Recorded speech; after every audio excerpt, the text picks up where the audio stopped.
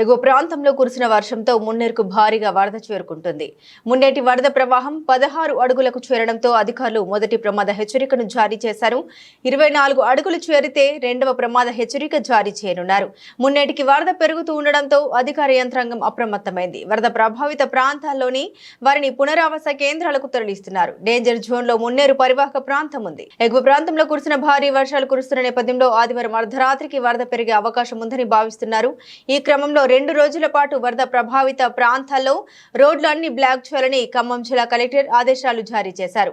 మున్నటి వరద ప్రభావం జగ్గేపేట, నందిగామ నియోజకవర్గాల్లోని పరివాహక గ్రామాలకు ఉండనుండడంతో ఎన్టీఆర్ జిల్లా కలెక్టర్ అధికార యంత్రాంగాన్ని అప్రమత్తం చేశారు.